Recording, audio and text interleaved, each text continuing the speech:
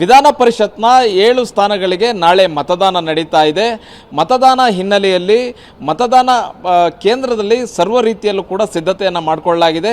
ನಾಳೆ ವಿಧಾನಸೌಧದ ಮೊದಲ ಮಹಡಿಯಲ್ಲಿ ಇರತಕ್ಕಂತಹ ಸಮಿತಿಯ ಕೊಠಡಿಯಲ್ಲಿ ಮತದಾನ ನಡೆಯುತ್ತೆ. ಮತದಾನಕ್ಕೆ ಯಾವ ರೀತಿಯಾದಂಥ ತಯಾರಿಯನ್ನು ಚುನಾವಣಾ ಅಧಿಕಾರಿಗಳು ಮಾಡ್ತಾ ಇದ್ದಾರೆ ಅನ್ನುವಂತಹ ತೋರಿಸುವ ಪ್ರಯತ್ನ.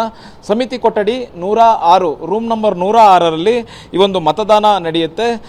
ವಿಧಾನಸಭೆಯಿಂದ ಆಯ್ಕೆ ಆಗುವಂತಹದ್ದು ಅಂದರೆ ವಿಧಾನಸಭಾ ಸದಸ್ಯರು ನಾಳೆ ಮತದಾನವನ್ನು ಮಾಡ್ತಾರೆ. ಎಲ್ಲ ವಿಧಾನಸಭಾ ಸದಸ್ಯರು ನಾಳೆ ಮತದಾನವನ್ನು ಮಾಡಬೇಕಾಗತ್ತೆ. 7 ಸ್ಥಾನಗಳಿಗೆ ಆಯ್ಕೆಯನ್ನು ಮಾಡಬೇಕಾಗತ್ತೆ. ಈಗಾಗಲೇ 8 ಜನ ಅಭ್ಯರ್ಥಿಗಳು ಕಣದಲ್ಲಿರೋದ್ರಿಂದ 7 ಜನರು ಮಾತ್ರ ಆಯ್ಕೆ ಆಗಬೇಕಾಗತ್ತೆ. ಹೀಗಾಗಿ ಮತಗಟ್ಟೆಯಲ್ಲಿ ಸಂಪೂರ್ಣವಾದಂಥ ತಯಾರಿಯನ್ನು ಮಾಡಿಕೊಳ್ಳಲಾಗಿದೆ. CCTV ಕಣ್ಗಾವಲನ್ನು ಕೂಡ ಮತಗಟ್ಟೆಯಲ್ಲಿ ಇರಿಸಿರುವಂತಹದ್ದು.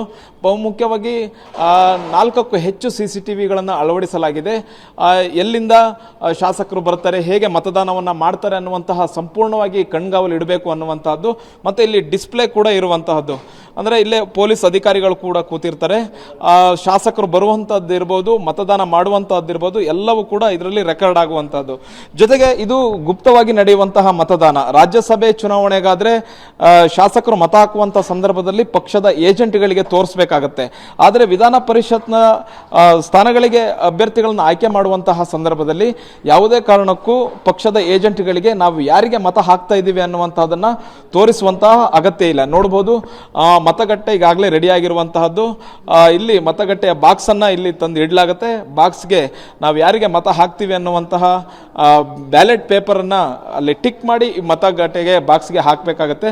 2 ಬಾಕ್ಸ್ಗಳನ್ನು ಅಂದರೆ ಗೌಪ್ಯವಾಗಿ ಮತದಾನ ಮಾಡಲಿಕ್ಕೆ ಬೇಕಾದಂತಹ ವ್ಯವಸ್ಥೆಯನ್ನು ಮಾಡಿಕೊಂಡಿರುವಂತಹದ್ದು. ಬಹುಮುಖ್ಯವಾಗಿ ಕಣದಲ್ಲಿ 8 ಅಭ್ಯರ್ಥಿಗಳಿದ್ದಾರೆ. 7 ಅಭ್ಯರ್ಥಿಗಳು ಮಾತ್ರ ಗೆಲ್ಲುವಂತಹ ಸಾಧ್ಯತೆ ಇದೆ. ಹೀಗಾಗಿ ತಮ್ಮ ಅಭ್ಯರ್ಥಿಗಳನ್ನು ಗೆಲ್ಲಿಸಿಕೊಳ್ಳಿಕ್ಕೋಸ್ಕರನೇ ಈಗ ರೆಸಾರ್ಟ್ನಲ್ಲಿ ಏನು ಕಾಂಗ್ರೆಸ್ನ ಎಲ್ಲ ಶಾಸಕರನ್ನ ರೆಸಾರ್ಟ್ನಲ್ಲಿ ಇರಿಸಿರುವಂತಹದ್ದು.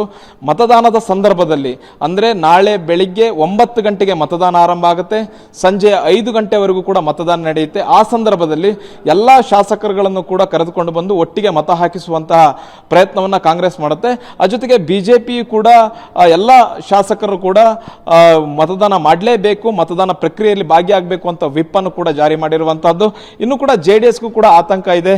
ಎಲ್ಲ 18 ಶಾಸಕರ ಮತವನ್ನ ಹಾಕಿಸಿಕೊಳ್ಳುವಂತಹದ್ದು, ಒಗ್ಗಟ್ಟನ್ನ ಸಾಬೀತುಪಡಿಸುವಂತಹದ್ದು JDSಗೂ ಕೂಡ ಅನಿವಾರ್ಯ ಆಗಿರೋದ್ರಿಂದ ಎಲ್ಲ 18 ಶಾಸಕರ ಮತಗಳನ್ನು ಹಾಕಿಸ್ಕೊಳ್ಳೇಬೇಕು ಅನ್ನುವಂತಹ ನಿಟ್ಟಿನಲ್ಲಿ JDS ಪ್ರಯತ್ನವನ್ನು ಮಾಡ್ತಿರುವಂತಹದ್ದು.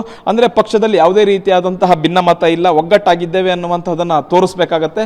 ಆ ಪ್ರಯತ್ನವನ್ನು ಕೂಡ JDS ಮಾಡ್ತಿರುವಂತಹದ್ದು. ಒಂದು ಕಡೆ 5ಕ್ಕೆ 5 ಸ್ಥಾನಗಳನ್ನು ಗೆಲ್ತೀವಿ ಅನ್ನುವಂಥದ್ದನ್ನು ಕಾಂಗ್ರೆಸ್ ನಾಯಕರು ವಿಶ್ವಾಸದಲ್ಲಿದ್ದಾರೆ. ಇದ್ರ ಜೊತೆಗೆ JDSನ ಮತ್ತೋರ್ವ ಅಭ್ಯರ್ಥಿ ಆಗಿರ್ತಕ್ಕಂತಹ ಗೋವಿಂದರಾಜ್ ಅವರು ಕೂಡ ನಾವು ಗೆಲ್ತೀವಿ ಅನ್ನುವಂಥ ವಿಶ್ವಾಸದಲ್ಲಿ ಅವರು ಇರುವಂತಹದ್ದು. 5 ಗಂಟೆವರೆಗೂ ಮತದಾನ ನಡೆಯುತ್ತೆ. 5 ಗಂಟೆಯ ಬಳಿಕ ಮತ ಎಣಿಕೆ ನಡೆಯುತ್ತೆ. ನಾಳೆ ಸಂಜೆ ಫಲಿತಾಂಶ ಕೂಡ ಹೊರಬರುತ್ತೆ. ಕ್ಯಾಮ್ರಾ ಪರ್ಸನ್ ಮಂಜು ಜೊತೆಗೆ ಹರೀಶ್, TV9 ಬೆಂಗಳೂರು.